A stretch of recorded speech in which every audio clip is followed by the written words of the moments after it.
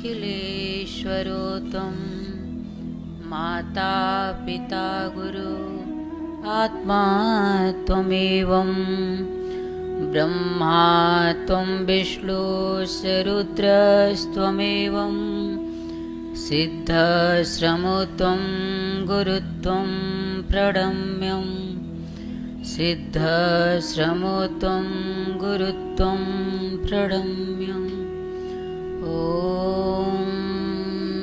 नमः शिवाय। ॐ नमः शिवाय। ॐ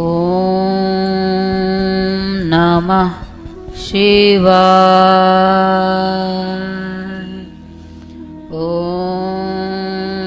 नमः शिवाय।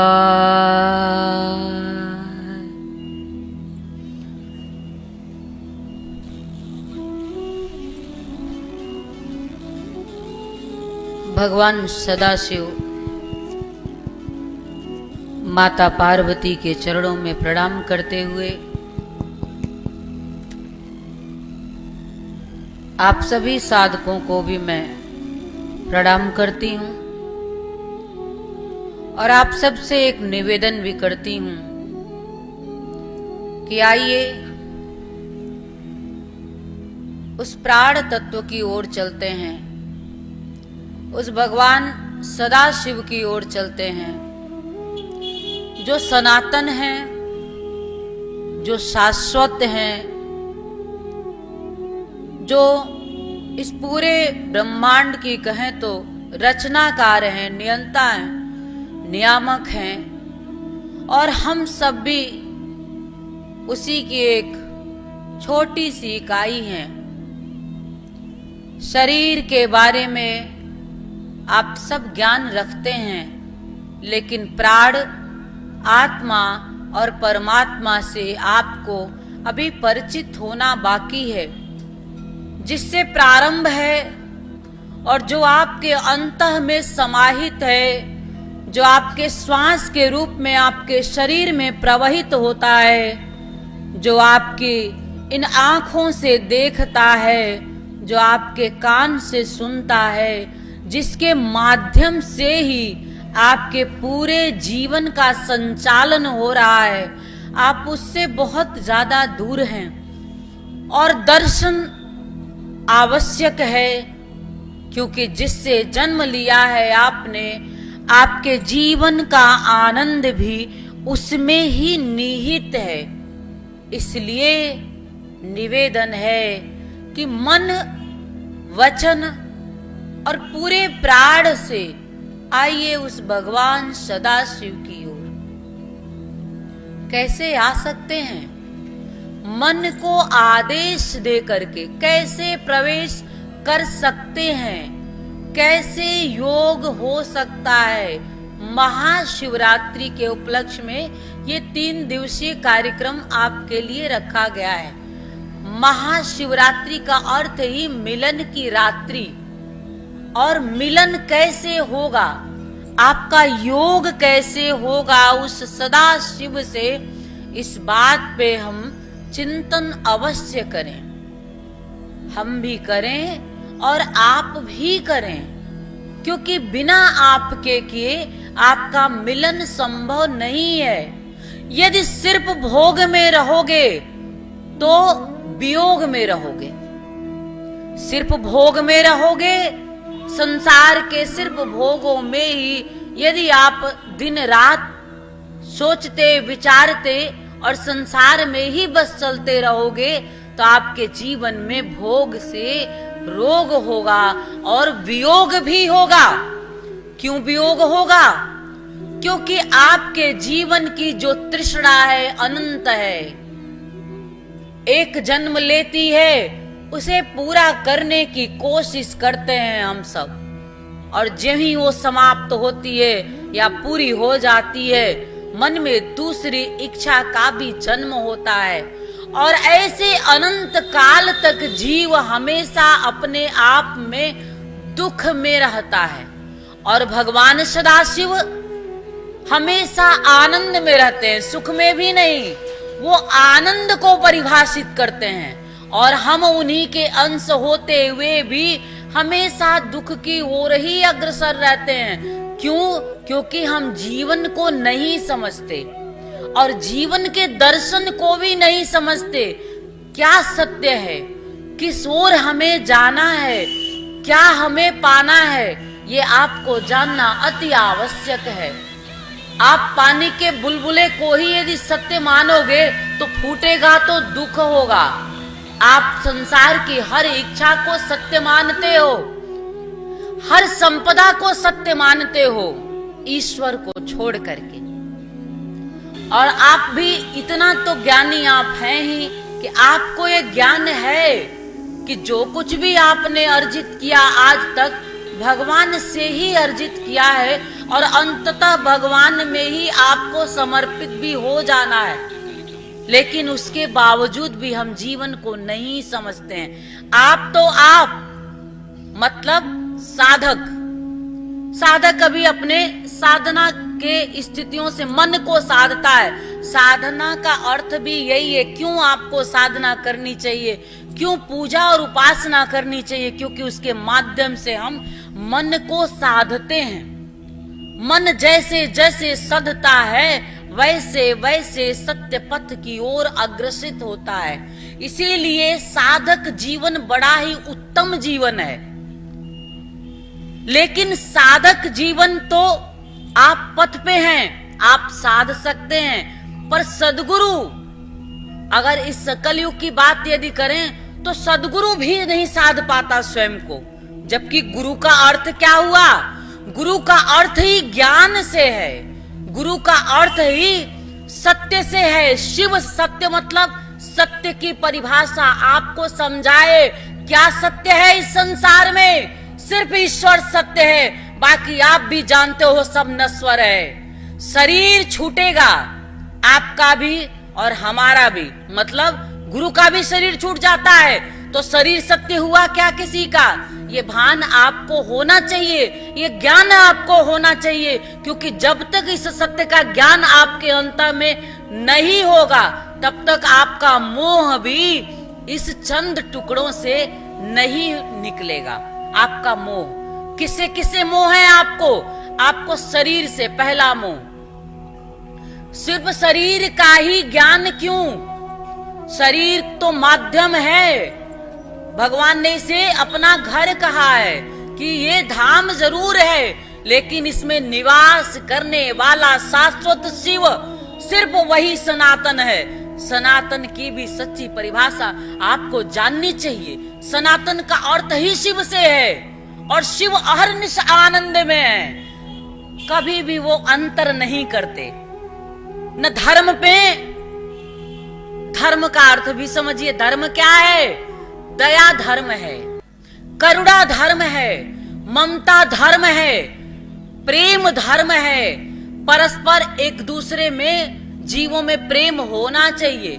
हमें पशु पक्षियों से भी प्रेम करना चाहिए, पेड़ पौधों से भी प्रेम करना चाहिए और मनुष्यों से तो अवश्य ही प्रेम करना चाहिए। लेकिन सनातन का अर्थ बदल गया। शिव को हमने दर्शन करना छोड़ दिया। आप इन्हें देखिए, भगवान सदाशिव क्या कहते हैं शिव महापुराण में कि सभी जीवों में मैं ही समाहित हूं। क्या भगवान ने कभी कहा कि मैं हिंदू में समाहित हूं और मैं मुसलमान में समाहित नहीं हूं, मैं ईसाई में समाहित नहीं हूं? कभी कहा? किसी भी हिंदू धर्म ग्रंथ की ही यदि हम बात करें तो कहीं ऐसा लिखा है? नहीं लिखा है। सभी में समाहित हूं मैं, ऐसा कहते हैं भगवान। और ऐसा हमारे धर्म शास्त्र भी कहते हैं। फिर सदगुरु जन ऐसी शिक्षा कहां से देने लगे समाज को?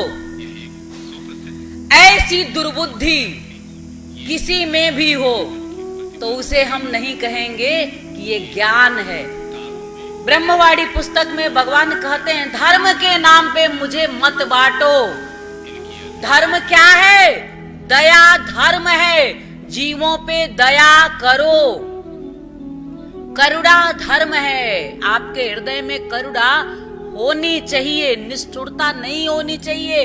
किसी भी जाति धर्म लोग के प्रति मनुष्य एक है और वो एक रस में शिव में समाहित होते हुए शिव सनातन की आत्मा, और वही आपके जीवन में श्वास के रूप में प्रवाहित होता है। इतनी बेईमानी तो मत करो कि जिससे जन्म लिया है, जिससे संचालित हो रहे हो, जिसके माध्यम से तुम भोगों का उपयोग कर रहे हो, आपको अन्न मिलता है तो प्रभु की कृपा से, धन भी मिलता है तो प्रभु की कृपा से, जो कुछ भी संसार में पाया उसकी ही कृपा मात्र से पाया, फिर उसे भूल जाना क्या हमारे लिए ठीक है क्या? और जब जब आपने विस्मृत किया है तब तब आपने दुख भोगा है। रावण जब तक स्मृति में था, अहर्निश भक्ति करता रहा, उसका उस धन बढ़ता रहा, ज्ञान बढ़ता रहा, शक्ति क्षमता बढ़ती रही, और जब अहंकार में आया, ज्ञान मार्ग इसीलिए बड़ा ही कठिन मार्ग कहा गया कि ज्ञानी व्यक्ति धीरे धीरे भ्रमित होने लगता है। कभी कभी ज्ञान भ्रम में भी आपको डालता है, क्योंकि अहंकार वहां पे उपस्थित हो जाता है कि मैं बड़ा ज्ञानी हूं। इससे अच्छा है कि मीरा की तरह प्रेम करना सीख जाएं। अगर प्रेम करना सीख जाएंगे तो हम फना हो जाएंगे, और जब फना होने की क्रिया हम में रहेगी तो हमारा परमात्मा हमें अपने गोदी में संभाले रखेगा। एक प्यारे से बच्चे की तरह हमारे जीवन का पालन पोषण करेगा। आप अपने जीवन की चिंता करते हैं, अपने घर परिवार की चिंता पशु पक्षी नहीं करते। मनुष्य बड़ा चेतनावान है, अपने आप को कहता है, लेकिन मनुष्य मुझे ऐसा लगता है कि सबसे ज्यादा निम्नतम स्थिति में इस समय सिर्फ मनुष्य ही जी रहा है। कारण क्या है कि हमने ज्ञान लेना छोड़ दिया, हमने ध्यान करना छोड़ दिया। आत्म जागृति की जो स्थिति थी, जो चेतना की स्थिति थी, प्राणों में जो आपके गति थी, वो परमात्मा से है। और आज के समय में परमात्मा के लिए समय नहीं है। किसी को भी कह दो साधना, अरे साधना बड़ा समय लगता है, ध्यान ये तो हम कर ही नहीं सकते, समय कहाँ है? तो साधना कर नहीं सकते, ध्यान कर नहीं सकते, फिर ज्ञान कहाँ से होगा? फिर ज्ञान भी नहीं होगा। और जब ज्ञान नहीं रहेगा तो मनुष्य के जीवन में सिर्फ और सिर्फ भटकाव होगा। नाना प्रकार के शिव महापुराण में वर्णन आता है कलयुग का मनुष्य कैसा होगा और क्या करेगा। वाद विवाद में लगा रहेगा। जब भाव नहीं होगा, जब भक्ति नहीं होगी, तो मन में सिर्फ विकार और विकार हजारों हजार सिर्फ प्रश्न लेकर के खड़े रहेंगे और एक दूसरे से वाद। परिवार में आज क्या हो रहा है? सब वाद विवाद कर रहे हैं। किसी भी परिवार को उठा के देख लीजिए, प्रेम नहीं है। क्या हो रहा है? प्रपंच हो रहा है। कारण क्या है? ध्यान नहीं करते। ध्यान करना हर मनुष्य को आवश्यक है, क्योंकि ध्यान से आपको आत्म तृप्ति मिलती है, ध्यान से संतुष्टि मिलती है, क्योंकि ध्यान से मार्ग मिलता है, शांति का मार्ग मिलता है। आपके हृदय में जब भक्ति आती है तो भक्ति के माध्यम से करुणा, दया, जो कुछ भी भगवान के सद्गुण कहे गए हैं, निर्लिप्तता, ये सब सारी चीजें आती है भक्ति के माध्यम से। लेकिन भक्ति भी आज ऐसी हो गई है कि आप बस सोचते हो सुबह एक अगरबत्ती भगवान को तो दिखा दिया, एक लोटा जल तो चढ़ा दिया, अब भगवान से बहुत कुछ मांग लेना। एक लोटा बस जल अर्पित किया। अभी माँ शिवरात्रि पे मंदिरों में बड़ी भीड़ लगेगी और लोग जल एक लोटा चढ़ाएंगे और इतनी सारी मनोकामनाएं। एक लोटा जल चढ़ाते हुए कम से कम 150 तो मनोकामना बोल ही देंगे, प्रभु ये सब पूरा कर देना। और शिव महापुराण में लिखा है कि सिर्फ मनोकामना पूर्ति के लिए की गई पूजा सबसे निकृष्ट पूजा है। इससे कुछ भी आपको प्राप्त नहीं होता है। कारण सिर्फ इतना ही है कि हम पूरे नहीं हो पा रहे हैं, हम अधूरे रह गए। पूरे होने का अर्थ संसार से मत समझना, क्योंकि आप हर बात की मन में स्थिति एक रखते हो, सिर्फ संसार की। अभी टर्की में आपने देखा, तुर्की में भूकंप आया था तो कितने सारे लोग उसमें मरे हैं। ये दर्शन है एक प्रकृति का। एक व्यक्ति का फेसबुक पे था कि एक व्यक्ति के पास 30 मकान थे, बिल्डिंग, और बाद में 3 पाव रोटी लेकर के हाथ में खड़ा था। ये जीवन दर्शन है हम सभी के लिए। किसके लिए मरे जा रहे हैं? हर व्यक्ति को आपकी जो जीवन की यात्रा है, आपको एक ना एक दिन तो शून्य होना ही है। जब जन्म लिए थे तो शून्य ही थे। क्या थे? शून्य थे, शून्य में समाहित थे, और अनंत होते होते, विस्तार करते करते संसार में एक दिन फिर शून्य में ही हमको समाहित हो जाना है। जीवन की अंतिम स्थिति क्या है? शून्य ही बचता है। फिर पागल क्यों होना? जैसे चल रहा है भगवान के दया से चलने दो, प्रयास करते रहो, लेकिन परेशान मत होना इस संसार सागर के लिए। बस इतना ही आपसे कहना चाहती हूं। एक पक्षी को देखिए, अंडा देने के लिए वो घर जरूर बनाता है, लेकिन अपने बच्चे के लिए घर बना के रख दे, इसके लिए वो परेशान नहीं होता है। फिर भी उसके बच्चे में भी ये कला ईश्वर दे देता है, स्वयं उसी के माध्यम से वो भी घर बनाना सीख जाता है। और जब आवश्यकता पड़ती है तो पक्षी फिर घर निर्मित कर लेता है। मनुष्य एक ऐसा प्राणी इतना लोभी हो गया कि अपने लिए तो घर बनाता ही है, अपने आने वाले लोगों के लिए भी, कि मेरे बच्चे, मेरे नाती, मेरे पोते, कितना कुछ धन संपदा कर दूं कि वो भी सुखी रहे। और इसी अनंत इच्छा में अपने जीवन के आनंद की कभी याद ही नहीं आती कि मेरा क्या कुछ मुझसे खो रहा है। आपसे सिर्फ इतना खो रहा है, आप दुकान और मकान, घर और परिवार करते करते आप कभी अपने आप को शीशे में देखिएगा। आपका चेहरा, आपकी स्वयं का, आपका जो मन है अपने आप में ही अतृप्त होता जा रहा है। कभी कभी आप ये भी विचार करते हो कितना करूं, तो ये विचार ही क्यों? आप क्यों ना ये विचार करें कि स्वयं की यात्रा पे निकलें। शिव महापुराण ये भी कहता है कि अगर धरती है रहने के, पहले के ऋषि मुनि कैसे रहते थे?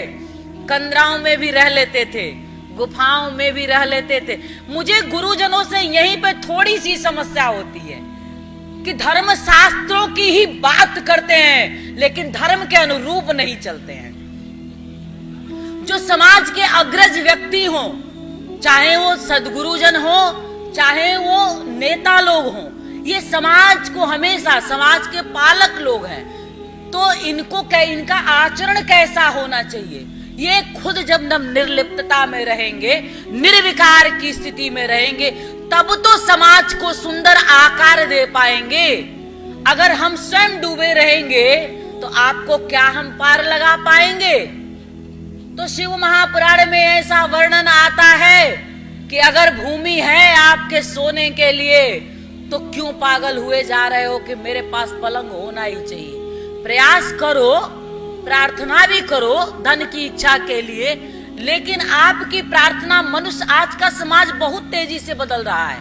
हम विक्षिप्तता की ओर जा रहे हैं। कोई भी व्यक्ति मिलता है तो वो जीवन की ऐसी विषम परिस्थितियों से गुजर रहा है। कारण क्या है? भौतिकता सवार है पूरी तरीके से।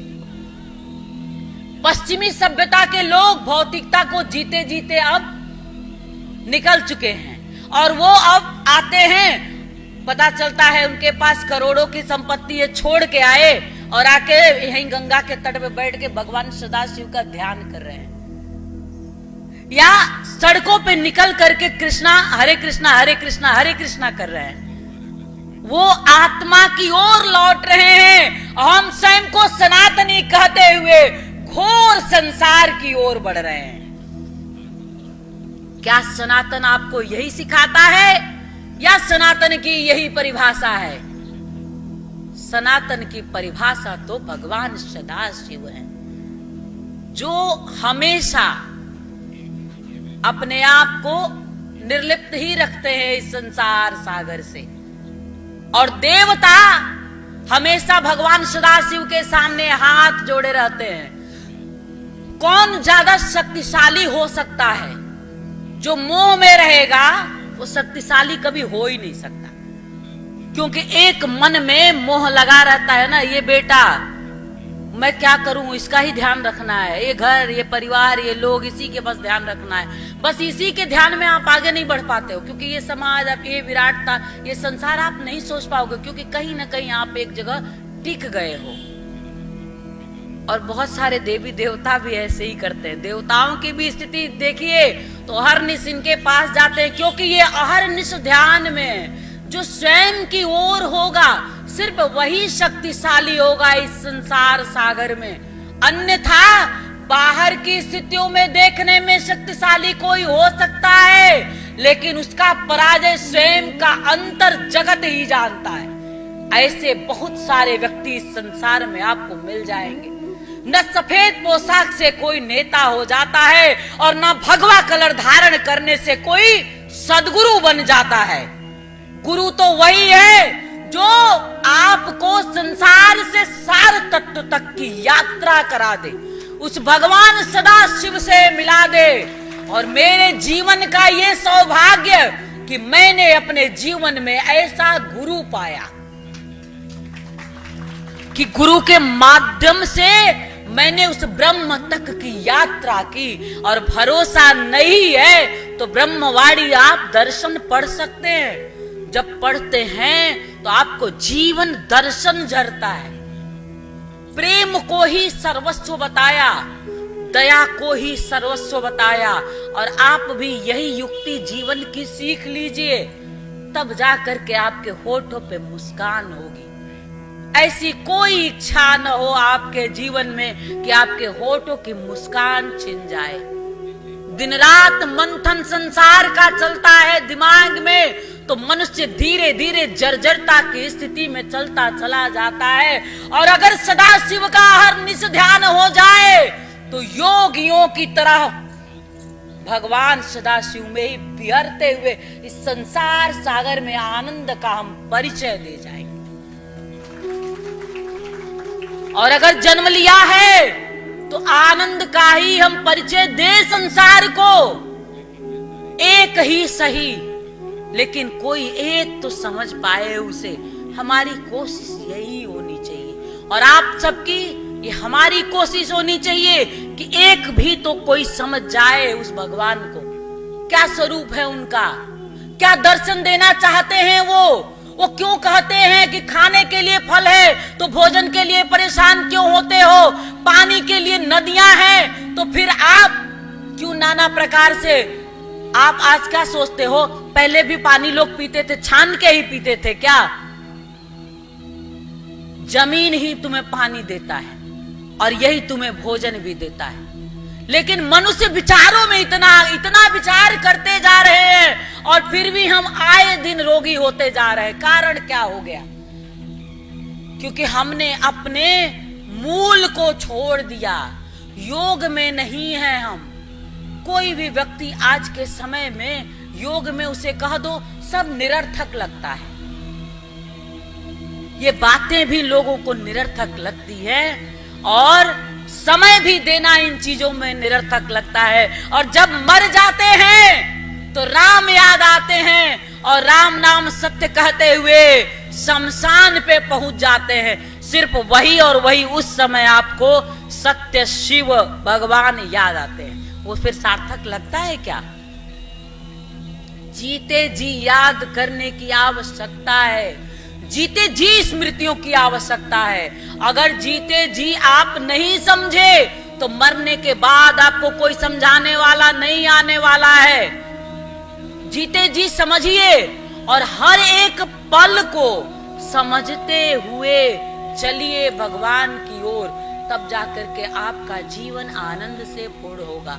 और मनुष्य हैं तो कोशिश करिए आनंद से पहले स्वयं को भरने के लिए। और स्वयं जब आनंद से आप भर जाइए तो संसार में भी आनंद ही प्रवाहित करने के लिए। जब हर व्यक्ति अगर ऐसा विचार करने लगे तो भाई भाई एक दूसरे के दुश्मन नहीं होंगे, फिर पति पत्नी में सुबह शाम कलह नहीं होगा, और फिर संबंधों में एक दूसरे को मारने के लिए हम उतारू नहीं होंगे। किस बात की लड़ाई है?